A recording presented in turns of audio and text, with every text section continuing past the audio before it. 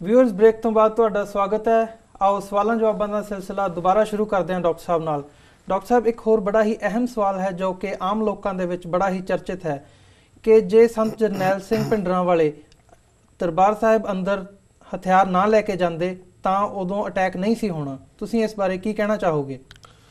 देखो, मैं समझदा भी दो किस्म के लोग ये सवाल करते हैं। पहला तो दुश्मन की गल कर लईए, क्योंकि दुश्मन ने इस गल नूं इन्ने जोरदार तरीके नाल मीडिया का इस्तेमाल करके प्रोपेगेट किया है जी कि जिवें जे फौज हरमंदर साहब के अंदर ना जाती तो संत भिंडरांवालियां ने खालिस्तान का ऐलान कर देना सी, अंदर पवित्रता भंग हो रही सी। और जिवें इंदिरा गांधी ने पार्लीमेंट च कहा कि जी असी जिहड़ा साडे जिहड़े ट्रूप्स ने with prayer on their lips कि जी वो बहुत प्रार्थना करते अंदर गए। सो ये तो एक दुश्मन की जिहड़ी सारी लाइन ऑफ प्रोपेगेशन है, प्रोपेगेंडा है, जिसनूं उन्होंने जस्टिफाई करना चाहया फौजी हमले नूं। और जिहड़ा इस गल नूं कि हुण तां इसके सबूत सामने ने, इंग्लैंड की हुकूमत ने फरवरी च मदद करने की गल की है कि किवें उन्हां दा SAS का ऑफिशियल गया, सोवियत यूनीयन की इनवॉल्वमेंट का पहला ही पता सी। और किवें राजस्थान दे विच चक्राते की थां दे उत्ते मॉडल बना के प्रैक्टिस करते रहे फौजी। सो ज़ाहिर है भी ये तो एक बहानेबाजी है इस गल नूं उन्होंने जस्टिफाई करने दे लई। जी दूसरे जिहड़े कुछ अपने भी जिन्होंने ये लगता है कि जी गुरु हरगोबिंद साहब ने उत्थे कोई लड़ाई नहीं की, जे भिंडरांवाले बाहर आ जाते, फलानी थां बह जाते, ढिमकी थां बह जाते, ये वो क्लास है जिन्होंने ना तो अजोके इतिहास के पूरे तत्थ जिहड़े ने उन्हों की समझ है जां उन्होंने जानना भी नहीं चाहया, तो ना ही उन्होंने सिख इतिहास रवायतां तख्तां की की रवायत है इस दे बारे कोई समझ है। पहला जे अजोकी गल करिए, जे गल दलील की खातर मन भी लईए कि जी संत उत्थे हथियार लैके बैठे सी, इसलिए फौज ने उत्थे जिहड़ा हमला किया है। फिर 37 इतिहासक गुरुद्वारियां दे उत्ते 3 जून की रात जिहड़ा कि गुरु अर्जन साहब का शहीदी दिन है, उन्होंने शहीदी दिन क्यों चुनिया, उन्होंने होर दिन क्यों नहीं चुनिया? और ये नहीं है भी उन्होंने पता नहीं सी। 1000 के करीब सिखां का जत्था पाकिस्तान च बैठा सी, गुरु अर्जन साहब का शहीदी पुरब मनाउण गए, वो उत्थे स्ट्रक होए।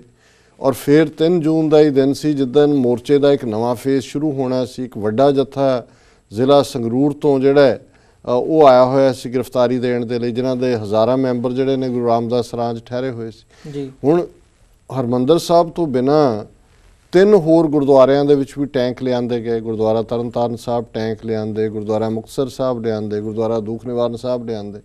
हुण कोई ये पुछ सकदा है कि जी उत्थे किहड़े भिंडरांवाले बैठे हुए सी? जे इहदी जस्टिफिकेशन है जी उत्थे हमला इसलिए किया क्योंकि वो हथियारां नाल लैस उत्थे सी।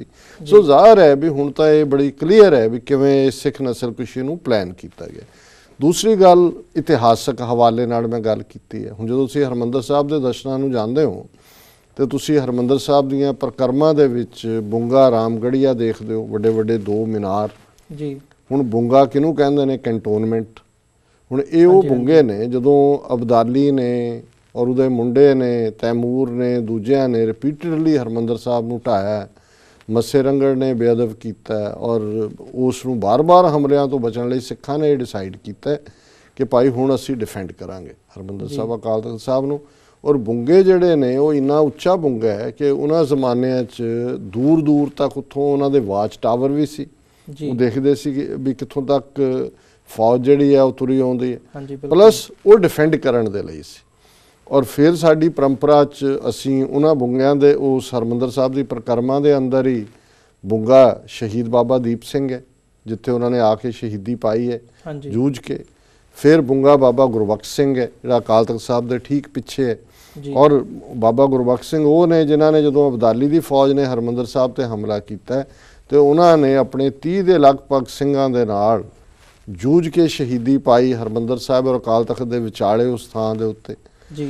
फिर तख्त साहबान ने तख्तां दे उत्ते शस्त्र रखे हुंदे ने। शस्त्र जिन्हां दे कोल जिहड़ा तुहाडा सीट ऑफ पावर है, तख्त सीट ऑफ पावर हुंदा है, थ्रोन है, उन्होंने तुसीं प्रोटैक्ट कर दो बाई ऑल मीनस। किसी सिंह ने ना पुरातन समय हरमंदर साहब के अंदर पोजीशन नहीं लई, हरमंदर के अंदरों एक भी गोली नहीं। संत भिंडरांवालियां ने या जनरल सुबेग सिंह ने ਅਕਾਲ ਤਖਤ ਸਾਹਿਬ ਜਿਹੜਾ ਸਾਡਾ ਤਖਤ ਹੈ, ਜਿਹਨੂੰ ਡਿਫੈਂਡ ਕਰਨਾ ਸਾਡਾ ਫਰਜ਼ ਹੈ, ਉਹਨੂੰ ਫੋਰਟੀਫਾਈ ਕੀਤਾ। ਹਰਿਮੰਦਰ ਸਾਹਿਬ ਦੇ ਅੰਦਰ ਕਿਸੇ ਸਿੰਘ ਨੇ ਪੋਜੀਸ਼ਨ ਨਹੀਂ ਲਈ। ਸੋ ਜਿਵੇਂ ਵੀ ਉਹਨਾਂ ਨੇ ਰਵਾਇਤ ਨੂੰ ਕਾਇਮ ਰੱਖਿਆ, ਅਕਾਲ ਤਖਤ ਨੂੰ ਡਿਫੈਂਡ ਕੀਤਾ, ਫਿਰ ਕੋਈ ਬਾਹਰ ਨਿਕਲ ਕੇ ਹਮਲਾ ਨਹੀਂ ਕੀਤਾ। ਔਰ ਇਹ ਅਮਰੀਕਾ 'ਚ ਵੀ ਆਮ ਹੈ, ਜਿੱਥੇ ਵੀ ਹਥਿਆਰ ਹੁੰਦੇ ਨੇ, ਹਥਿਆਰ ਤੁਹਾਡੇ ਸੈਲਫ ਡਿਫੈਂਸ ਲਈ ਹੁੰਦੇ ਨੇ। ਜੇ ਤੁਹਾਡੇ ਘਰ ਕੋਈ ਆ ਕੇ ਤੁਹਾਡੇ ਤੇ ਹਮਲਾ ਕਰਦਾ ਹੈ, ਨੋ ਮੈਟਰ ਕਿੰਨਾ ਪਾਵਰਫੁਲ ਹੈ, ਤੁਹਾਡਾ ਇਹ ਹੱਕ ਬਣਦਾ ਵੀ ਤੁਸੀਂ ਆਪਣੇ ਆਪ ਨੂੰ ਡਿਫੈਂਡ ਕਰੋ। ਸੋ ਅਸੀਂ ਸਮਝਦੇ ਹਾਂ ਵੀ ਫੌਜ ਨੇ ਹਮਲਾ ਕੀਤਾ ਔਰ ਇਹ ਇੱਕ ਰਵਾਇਤ, ਹਿਸਟਰੀ ਔਰ ਲਾਅ ਦੇ ਥੱਲੇ ਇਹ ਜੋ ਸੰਤ ਪਿੰਡਾਂ ਵਾਲਿਆਂ ਔਰ ਸਿੰਘਾਂ ਨੇ ਕੀਤਾ ਉਹ ਵਿਦਿਨ ਉਹਨਾਂ ਦੇ ਜਿਹੜੀ ਹੱਕ ਬਣਦਾ ਸੀ ਉਹਨਾਂ ਦਾ। ਔਰ ਇਹ ਵੀ ਇੱਕ ਨੈਗੇਟਿਵ ਤਰੀਕੇ ਦੇ ਨਾਲ ਇਹਨੂੰ ਪੋਰਟਰੇ ਕਰਨਾ ਕਿ ਜੀ ਹਥਿਆਰਾਂ ਨਾਲ ਨਹੀਂ ਉੱਥੇ ਬਹਿੰਦੇ ਤੇ ਫਲਾਣਾ ਨਹੀਂ ਹੁੰਦਾ ਤੇ ਟਮਕਾ ਨਹੀਂ ਹੁੰਦਾ, ਇਹ ਆਪਣੇ ਔਰ ਬੇਗਾਨੇ ਕਨਫਿਊਜ਼ਡ ਲਾਟ ਆਪਣਾ ਔਰ ਦੁਸ਼ਮਣ ਦੀ ਜਿਹੜੀ ਹੈ ਡੈਲੀਬਰੇਟ ਪ੍ਰੋਪੇਗੈਂਡਾ ਮਸ਼ੀਨਰੀ ਵੱਲੋਂ ਇਹ ਝੂਠ ਬੋਲਿਆ ਗਿਆ। ਔਰ ਸਾਡਾ ਇੱਕ ਤਬਕਾ ਜੇ ਉਹਨੂੰ ਅੱਜ ਵੀ ਬਾਏ ਕਰਨਾ ਚਾਹੁੰਦਾ ਤੇ ਉਹਨਾਂ ਦੀ ਅਕਲ ਦੇ ਉੱਤੇ ਤੁਸੀਂ ਤਰਸ ਹੀ ਕਰ ਸਕਦੇ ਹੋ, ਹੋਰ ਕੁਝ ਨਹੀਂ ਕਰ ਸਕਦੇ। ਜੀ ਡਾਕਟਰ ਸਾਹਿਬ, ਜੇ ਅਸੀਂ ਖਾਲਿਸਤਾਨ ਦੀ ਗੱਲ ਅੱਜ ਕਰਦੇ ਹਾਂ ਤਾਂ ਅੱਜ ਦੀ ਡੇਟ ਦੇ ਵਿੱਚ ਖਾਲਿਸਤਾਨ ਦੀ ਪੋਸੀਬਿਲਿਟੀ ਕੀ ਹੈਗੀ ਆ? ਮਤਲਬ ਕਿ ਖਾਲਿਸਤਾਨ ਦਾ ਰੋਡ ਮੈਪ ਕੀ ਹੋਊਗਾ? ਦੇਖੋ, ਪਹਿਲੀ ਗੱਲ ਤਾਂ ਇਹ ਹੈ ਵੀ ਸਿੱਖਾਂ ਦੇ ਕੋਲ ਜੂਨ 84 ਤੋਂ ਬਾਅਦ ਹੋਰ ਕੋਈ ਰਸਤਾ ਨਹੀਂ ਹੈ ਆਪਣੇ ਧਰਮ, ਆਪਣੇ ਸੱਭਿਆਚਾਰ, ਆਪਣੀ ਜ਼ਬਾਨ ਔਰ ਆਪਣੀ ਜਿਹੜੀ ਮੀਰੀ ਪੀਰੀ ਦੀ ਇੱਕ ਵਿਲੱਖਣ ਹੋਂਦ ਨੂੰ ਬਚਾਉਣ ਦਾ। ਜੀ। ਔਰ ਸੰਤ ਪਿੰਡਾਂ ਵਾਲਿਆਂ ਨੇ ਬਿਲਕੁਲ ਪੋਲੀਟੀਕਲੀ ਠੀਕ ਪ੍ਰੈਡਿਕਟ ਕੀਤਾ ਸੀ ਕਿ ਵੀ ਜਿਸ ਦਿਨ ਫੌਜ ਦੇ ਪੈਰ ਹਰਿਮੰਦਰ ਸਾਹਿਬ ਦੀ ਹਦੂਦ 'ਚ ਪਏ, ਖਾਲਿਸਤਾਨ ਦੀ ਨੀਂਹ ਰੱਖੀ ਜਾਵੇਗੀ। ਕਿਉਂਕਿ ਇਹ ਵੀ ਇਤਿਹਾਸ ਸਾਡਾ ਦੱਸਦਾ ਹੈ, ਜੇ ਮੱਸਾ ਰੰਗੜ ਉੱਥੇ ਆ ਕੇ ਬੈਠੇ, ਮੁਗਲਾਂ ਦੇ ਨਾਲ ਸਾਰੇ ਦਰਵਾਜ਼ੇ ਬੰਦ ਹੋ ਗਏ। ਹਾਲਾਂਕਿ ਉਹਨਾਂ ਦੇ ਨਾਲ ਹੀ ਕਿਸੇ ਸਟੇਜ ਤੇ ਜਿਹੜੀ ਹੈ ਗੱਲਬਾਤ ਦਾ ਤੌਰ ਤਰੀਕਾ ਉਹਨਾਂ ਵੱਲੋਂ ਭੇਜੀ ਨਵਾਬੀ, ਉਹਨਾਂ ਨਾਲ ਗੱਲਬਾਤ ਜਿਹੜੀ ਭਾਈ ਸੁਬੇਗ ਸਿੰਘ ਦੇ ਰਾਹੀਂ ਹੋਈ ਸੀ, ਨਵਾਬ ਕਪੂਰ ਸਿੰਘ, ਉਹ ਇੱਕ ਸਮਝੌਤਾ ਸੀ ਕਿਉਂਕਿ ਉਹਦੇ 'ਚ ਮੁਗਲਾਂ ਨੇ ਪਹਿਲੀ ਵਾਰ ਸਿੱਖਾਂ ਨੂੰ ਐਜ਼ ਏ ਸਬ ਨੇਸ਼ਨ ਤਸਲੀਮ ਕੀਤਾ ਸੀ। ਠੀਕ ਹੈ। ਲੇਕਿਨ ਜਦੋਂ ਇੱਕ ਵਾਰ ਇਹ ਮੱਸਾ ਰੰਗੜ ਆ ਗਿਆ, ਉਹ ਸਾਰਾ ਫੇਜ਼ ਹੋ ਗਿਆ, ਫਿਰ ਓਵਰ ਹੋ ਗਈ, ਗੱਲ ਮੁੱਕ ਗਈ। ਅਬਦਾਲੀ ਜਿਸ ਦਿਨ ਉਹਨੇ ਘੱਲੂਕਾਰਾ ਵਰਤਾਇਆ, ਹਰਿਮੰਦਰ ਸਾਹਿਬ ਨੂੰ ਬੇਪਤ ਕੀਤਾ, ਫਿਰ ਉਹ ਤਰਲੇ ਕਰਦਾ ਰਿਹਾ ਲਾਹੌਰ ਤੋਂ 10-15 ਮੀਲ ਦੂਰ ਬੈਠਾ। ਫਿਰ ਇਹ ਨਹੀਂ ਕਿ ਵੀ ਉਹਦੇ ਨਾਲ ਗੱਲਬਾਤ ਨਹੀਂ ਕੀਤੀ, ਸਗੋਂ ਉਹਨੂੰ ਹਰਾ ਕੇ ਉਹਦੇ ਜੰਗੀ ਕੈਦੀ ਲਿਆ ਕੇ ਹਰਿਮੰਦਰ ਸਾਹਿਬ ਦੀ ਕਾਰ ਸੇਵਾ ਉਹਨਾਂ ਤੋਂ ਕਰਵਾਈ ਪਹਿਲਾਂ ਕਿ ਵੀ ਤੁਸੀਂ ਇਹ ਜੋ ਕੀਤਾ ਗੰਦ ਪਾਇਆ, ਇਹਦੇ ਲਈ ਤੁਸੀਂ ਜ਼ਿੰਮੇਵਾਰ ਹੋ। ਸੋ ਅਸੀਂ ਸਮਝਦੇ ਹਾਂ ਵੀ ਇਹ ਸਾਡਾ ਬਿਲਕੁਲ ਮੁੱਢਲੇ ਤੌਰ ਤੇ ਜੂਨ 84 ਨੇ ਖਾਲਿਸਤਾਨ ਦੀ ਗੱਲ ਨੂੰ ਸਾਹਮਣੇ ਲਿਆਂਦਾ। ਸੋ ਇਹਦੇ ਬਾਰੇ ਹੁਣ ਇਫ ਐਂਡ ਬਟ ਨਹੀਂ ਹੈ ਕਿ ਜੀ ਜੇ ਬਣ ਗਿਆ ਨਾ ਬਣਿਆ, ਜੇ ਅੱਜ ਹੋ ਗਿਆ ਕੱਲ੍ਹ, ਇਹਦੇ 'ਚ ਕੋਈ ਅੱਜ ਕੱਲ੍ਹ ਨਹੀਂ ਹੈ। ਇਹ ਮੁੱਢਲੀ ਗੱਲ ਹੈ, ਇਟ ਸ਼ੁੱਡ ਬੀ ਬਿਲਕੁਲ ਕ੍ਰਿਸਟਲ ਕਲੀਅਰ ਕਿ ਖਾਲਿਸਤਾਨ ਤੋਂ ਬਿਨਾਂ ਸਿੱਖਾਂ ਦਾ ਕੋਈ ਮਸਲਾ ਹੱਲ ਨਹੀਂ ਹੁੰਦਾ। ਹੁਣ ਗੱਲ ਇਹ ਹੈ ਵੀ ਰੋਡ ਮੈਪ ਦੀ ਤੁਸੀਂ ਗੱਲ ਕੀਤੀ ਹੈ। ਦੇਖੋ, ਰੋਡ ਮੈਪ ਰਿਜ਼ੋਲਵ ਹੁੰਦਾ ਕੌਮਾਂ ਦਾ। ਅਸੀਂ ਕਈ ਵੀ ਸਾਨੂੰ ਲਿਖਣਗੇ ਵੀ ਵੀਰ ਕਿ ਜੀ ਤੁਸੀਂ ਉਹਦਾ ਸੰਵਿਧਾਨ ਬਣਾ ਦਿਓ। ਮੈਂ ਕਿਹਾ ਜੀ ਇਹ ਸਮੋਸੇ ਨੇ ਜਿਹੜੇ ਤੁਸੀਂ ਤਲ ਕੇ ਬਣਾ ਦੇਣੇ ਨੇ, ਔਰ ਕਹੋ ਜੀ ਇਹ ਅਸੀਂ ਬਣਾਏ ਨੇ। ਜਿਹੜੇ ਸੰਵਿਧਾਨ ਸਭ ਤੋਂ ਪਹਿਲਾਂ ਰਿਜ਼ੋਲਵ ਹੁੰਦਾ ਹੈ। ਰਿਜ਼ੋਲਵ ਤੁਹਾਡੀ ਡੈਕਲੇਰੇਸ਼ਨ 'ਚੋਂ ਹੁੰਦਾ ਹੈ ਫਰੀਡਮ ਦੇ। ਸੰਵਿਧਾਨ ਬਾਅਦ 'ਚ ਬਣਦੇ ਨੇ, ਢਾਂਚੇ ਬਾਅਦ ਸਾਹਮਣੇ ਆਉਂਦੇ ਨੇ ਕਿ ਵੀ ਹੁਣ ਅਮਰੀਕਾ ਨੇ ਡੈਕਲੇਰੇਸ਼ਨ ਆਫ ਇੰਡੀਪੈਂਡੈਂਸ ਕੀਤੀ 4 ਜੁਲਾਈ 1776 ਨੂੰ, ਆਪਣਾ ਰਿਜ਼ੋਲਵ ਦੇ ਦਿੱਤਾ ਕਿ ਵੀ ਅਸੀਂ ਆਪਣੇ ਆਪ ਨੂੰ ਆਜ਼ਾਦ ਡਿਕਲੇਅਰ ਕਰਦੇ ਹਾਂ। ਜਿਹੜਾ ਉਹਨਾਂ ਦਾ ਹੈਨਰੀ ਪੈਟਰਿਕ ਸੀ, ਜਿਹਨੇ ਫਿਲਾਡੈਲਫੀਆ ਜਿਹੜੀ ਉਦੋਂ ਰਾਜਧਾਨੀ ਸੀ ਜਾਂ ਜਿੱਥੇ ਇਕੱਠੇ ਹੋਏ, ਉਹਨੇ ਇੱਕੋ ਹੀ ਗੱਲ ਕਹੀ। ਉਹਨੇ ਕਿਹਾ ਜੀ ਮੈਨੂੰ ਹੋਰ ਕੋਈ ਗੱਲ ਨਹੀਂ ਪਤਾ ਕੀ ਹੈ, ਮੇਰਾ ਇੱਕੋ ਹੀ ਨਾਰਾ ਹੈ, ਗਿਵ ਮੀ ਲਿਬਰਟੀ ਔਰ ਗਿਵ ਮੀ ਡੈਥ। ਜੀ, ਕਿ ਜਾਂ ਮੈਂ ਹੁਣ ਮਰਾਂਗਾ ਜਾਂ ਆਜ਼ਾਦੀ ਲਵਾਂਗਾ, ਹੋਰ ਕੋਈ ਗੱਲ ਨਹੀਂ ਹੈ ਵਿਚਾਲੇ।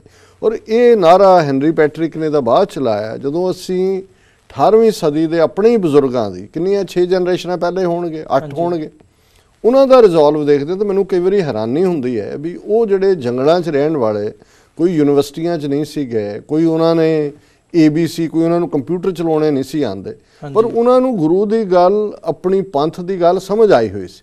ਔਰ ਭਾਈ ਰਤਨ ਸਿੰਘ ਭੰਗੂ ਜਦੋਂ ਉਹਨੂੰ ਉਸ ਸਪਿਰਿਟ ਨੂੰ ਜਿਹੜੀ ਸਿੰਘਾਂ ਦੀ ਹੈ ਉਸ ਨੂੰ ਇੰਟਰਪ੍ਰੇਟ ਕਰਦੇ ਨੇ ਤੇ ਉਹ ਸਿੰਪਲ ਹੈ ਕਿ ਰਾਜ ਕਰੇ ਹੈ ਇੱਕੇ ਲੜ ਮਰੇ ਹੈ, ਕਿ ਜਾਂ ਅਸੀਂ ਰਾਜ ਕਰਾਂਗੇ ਜਾਂ ਮਰ ਜਾਵਾਂਗੇ, ਰਾਜ ਲਈ ਮਰ ਜਾਵਾਂਗੇ, ਖਾਲਸਾ ਬਾਦਸ਼ਾਹ ਜਾਂ ਬਾਗੀ, ਇਹੀ ਸਪਿਰਿਟ ਹੈ। ਅਫਸੋਸ ਕਿ ਅੱਜ ਜਿਹੜਾ ਸਾਡਾ ਸੋ ਕਾਲਡ ਪੜ੍ਹਿਆ ਲਿਖਿਆ ਸਿੱਖ ਹੈ ਉਹਨੂੰ ਹੋਰ ਸਭ ਗੱਲਾਂ ਪਤਾ ਹੈ, ਉਹਨੂੰ ਡਾਕਟਰੀ ਆਉਂਦੀ ਹੈ, ਉਹਨੂੰ ਇੰਜੀਨੀਅਰਿੰਗ ਆਉਂਦੀ ਹੈ, ਉਹ ਵਪਾਰੀ ਬੜਾ ਚੰਗਾ ਹੈ। ਇੱਥੇ ਆ ਕੇ ਉਹ ਜਿਹੜਾ ਉਹਦੀ ਜ਼ਬਾਨ ਬੰਦ ਹੋ ਜਾਂਦੀ ਜੀ। ਓਕੇ ਜੀ ਦਾ ਸੰਵਿਧਾਨ ਕੀ ਹੋਏਗਾ ਜੀ, ਉਹਦਾ ਕਈਆਂ ਨੂੰ ਲੱਗਾ ਹੁੰਦਾ ਜੀ ਉੱਥੇ ਦੱਸੋ ਘੱਟ ਗਿਣਤੀਆਂ ਨਾਲ ਕੀ ਹੋਏਗਾ, ਹਿੰਦੂਆਂ ਨਾਲ ਕੀ ਹੋਏਗਾ ਜੀ ਪੰਜਾਬ। ਮੈਂ ਕਿਹਾ ਪਹਿਲਾਂ ਆਪਣਾ ਸਿਰ ਬਚਾਓ, ਪਹਿਲਾਂ ਤਾਂ ਤੁਸੀਂ ਇਹ ਦੇਖੋ ਕਿ ਵੀ ਤੁਸੀਂ ਕਿਸ ਉਦਮ ਤੇ ਰਾਜ ਮਿਲੇ, ਇਹ ਪਾਰਟ ਦੇਖੋ। ਬਾਕੀ ਢਾਂਚੇ ਸਾਡੇ ਪਹਿਲਾਂ ਨਹੀਂ ਅਸੀਂ ਡਿਸਕ੍ਰਾਈਬ ਕੀਤੇ ਹੋਏ ਢਾਂਚੇ। ਮਹਾਰਾਜਾ ਰਣਜੀਤ ਸਿੰਘ ਦਾ ਰਾਜ ਭਾਵੇਂ ਮੋਨਾਰਕੀ ਸੀ, ਬਾਦਸ਼ਾਹਤ ਸੀ, ਸਭ ਦੇ ਨਾਲ ਬਰਾਬਰੀ, ਇੱਕ ਖੁਸ਼ਹਾਲੀ। 800 ਸਾਲ 'ਚ ਪੰਜਾਬ ਨੇ ਉਹ ਹਾਰਮਨੀ ਨਹੀਂ ਸੀ ਦੇਖੀ ਹਿੰਦੂਆਂ ਸਿੱਖਾਂ ਮੁਸਲਮਾਨਾਂ ਦੀ, ਜਿਹੜੀ ਮਹਾਰਾਜਾ ਰਣਜੀਤ ਸਿੰਘ ਦੇ ਪੀਰੀਅਡ 'ਚ ਪੰਜਾਬ ਨੇ ਦੇਖਿਆ। ਜਿਹੜਾ ਪੰਜਾਬ 'ਚ ਖਾਧਾ ਪੀਤਾ ਲਾਏ ਦਾ ਰਹਿੰਦਾ ਅਹਿਮਦ ਸ਼ਾਹ ਦਾ, ਇਹ ਕਹਾਵਤਾਂ ਸੀ।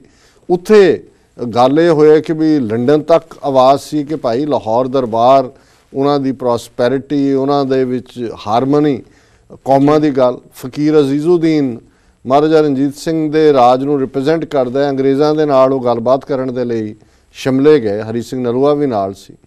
ਔਰ ਉਹਦੇ 'ਚ ਉਹਨੇ ਪੁੱਛਿਆ, ਜਿਹੜਾ ਗੱਲਬਾਤ ਵਾਲਾ ਸ਼ਾਇਦ ਉਹਦਾ ਨਾਂ ਵਿਲੀਅਮ ਬੈਂਟਿਕ ਸੀ ਕਿ ਵੀ ਤੁਹਾਡਾ ਮਹਾਰਾਜਾ ਜਿਹੜਾ ਉਹ ਕਿਹੜੀ ਅੱਖ ਤੋਂ ਕਾਣਾ ਹੈ। ਹੁਣ ਹਾਲਾਂਕਿ ਇਹਨੂੰ ਤੁਸੀਂ ਇਨਕੁਆਇਰੀ ਵੀ ਕਹਿ ਸਕਦੇ ਹੋ ਇੱਕ, ਤੇ ਉਹਨੇ ਫਕੀਰ ਅਜ਼ੀਜ਼ੁਦੀਨ ਨੇ ਕਿਹਾ, ਉਹਨੇ ਕਿਹਾ ਜੀ ਦੇਖੋ ਮੇਰੇ ਬਾਦਸ਼ਾਹ ਦੇ ਚਿਹਰੇ ਤੇ ਇੰਨਾ ਜਲਾਲ ਹੈ ਕਿ ਮੈਂ ਕਦੇ ਹਿੰਮਤ ਹੀ ਨਹੀਂ ਕਰ ਸਕਿਆ ਕਿ ਉਹਦੇ ਚਿਹਰੇ ਵੱਲ ਨਜ਼ਰ ਮਾਰ ਸਕਾਂ, ਮੇਰੀ ਨਿਗਾਹ ਉਹਦੇ ਪੈਰਾਂ ਤੇ ਹੁੰਦੀ, ਇਸ ਲਈ ਤੁਹਾਡੇ ਸਵਾਲ ਦਾ ਮੈਂ ਜਵਾਬ ਨਹੀਂ ਦੇ ਸਕਦਾ। ਉਹਨਾਂ ਨੇ ਆਪਣੀ ਖੁਫੀਆ ਡਾਇਰੀ 'ਚ ਲਿਖਿਆ ਕਿ ਜਦੋਂ ਤੱਕ ਇੱਦਾਂ ਦੇ ਲਾਇਲ ਬੰਦੇ ਔਰ ਬ੍ਰਿਲੀਅੰਟ ਲੋਕ ਜਿਹੜੇ ਨੇ ਮਹਾਰਾਜੇ ਕੋਲ ਨੇ, ਤੁਸੀਂ ਇਹਨਾਂ ਨੂੰ ਡਿਫੀਟ ਨਹੀਂ ਕਰ ਸਕਦੇ। ਹੁਣ ਇੱਕ ਮੁਸਲਮਾਨ ਫਕੀਰ ਅਜ਼ੀਜ਼ੁਦੀਨ ਜੇ ਇਸ ਕਦਰ ਲਾਇਲ ਹੈ, ਤੇ ਇਹ ਆਪਣੇ ਆਪ ਦੇ ਵਿੱਚ ਸਭ ਉਹਨਾਂ ਦਾ ਵਿਸ਼ਵਾਸ ਜਿੱਤਿਆ। ਪੰਜਾਬ ਦੇ ਮੁਸਲਮਾਨਾਂ ਨੂੰ, ਉਸ ਖਿੱਤੇ ਦੇ ਮੁਸਲਮਾਨਾਂ ਨੂੰ ਯਕੀਨ ਹੋਇਆ ਕਿ ਵੀ ਇਹ ਸਾਡੀ ਸੁਰੱਖਿਆ ਹੈ। ਹਿੰਦੂਆਂ ਨੇ ਇੱਕ ਵੱਖਰੀ ਗੱਲ ਹੈ, ਲਾਲ ਸਿੰਘ, ਤੇਜ ਸਿੰਘ, ਗੁਲਾਬ ਸਿੰਘ, ਉਹਨਾਂ ਨੇ ਗਦਾਰੀ ਕੀਤੀ, ਡੋਗਰਿਆਂ ਨੇ, ਮਿਸਰਾਂ ਨੇ, ਲੇਕਿਨ 1000 ਸਾਲ ਦੀ ਗੁਲਾਮੀ ਤੋਂ ਬਾਅਦ ਉਹਨਾਂ ਨੂੰ ਉਹ ਥਾਂ ਮਿਲੀ ਜਿੱਥੇ ਉਹ ਆਪਣਾ ਧਰਮ ਇੰਡੀਪੈਂਡੈਂਟਲੀ ਪ੍ਰੈਕਟਿਸ ਕਰ ਸਕਦੇ ਸੀ। ਹਾਂਜੀ। ਸੋ ਮੈਂ ਸਮਝਦਾ ਵੀ ਇਹ ਸਾਡੇ 'ਚ ਬਿਲਟ ਇਨ ਹੈ। ਸਿੱਖ ਇਨਸਾਫ ਪਸੰਦ ਹੈ, ਸਿੱਖ ਉਦਮੀ ਹੈ, ਕਿਰਤੀ ਹੈ। ਔਰ ਅਸੀਂ, ਮੈਂ ਅੱਗੇ ਵੀ ਕਿਹਾ ਇੱਕ ਇੰਟਰਵਿਊ 'ਚ ਕਿ ਅਸੀਂ 10 ਸਾਲਾਂ ਦੇ ਵਿੱਚ ਦੁਨੀਆ ਦੀ ਫਸਟ ਵਰਲਡ ਕੰਟਰੀ ਹੋਵਾਂਗੇ, ਅਸੀਂ ਥਰਡ ਵਰਲਡ ਕੰਟਰੀ ਨਹੀਂ ਹੁੰਦੇ। ਸੋ ਇਸ ਵੇਲੇ ਬਜਾਏ ਕਿ ਉਰੇ ਪਰੇ ਝਾਕਣ ਦੇ, ਜਿਹੜੀ ਗੱਲ ਹੈ ਉਹ ਇੱਕੋ ਹੀ ਗੱਲ ਕਰੀਏ। ਜਿਵੇਂ ਉਹ ਬੁੱਲੇ ਸ਼ਾਹ ਨੇ ਕਿਹਾ ਨਾ ਵੀ ਬੁੱਲੇ ਸ਼ਾਹ ਦਾ ਇੱਕੋ ਹੀ ਮਣਕਾ ਜਿਹੜਾ ਮੌਲਾ ਮੌਲਾ ਕਰਦਾ, ਇਹ ਰੱਬ ਤੇ ਇੱਕ ਗੱਲ ਹੈ।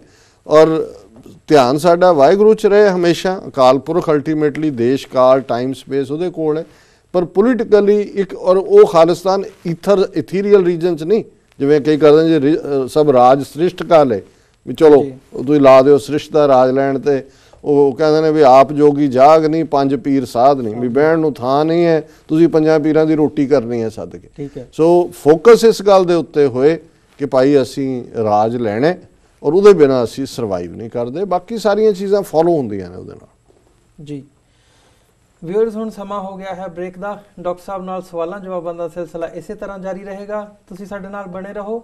ਹੁਣ ਲੈਂਦੇ ਹਾਂ ਛੋਟਾ ਜਿਹਾ ਬ੍ਰੇਕ ਤੇ ਮਿਲਦੇ ਹਾਂ ਬ੍ਰੇਕ ਤੋਂ ਬਾਅਦ।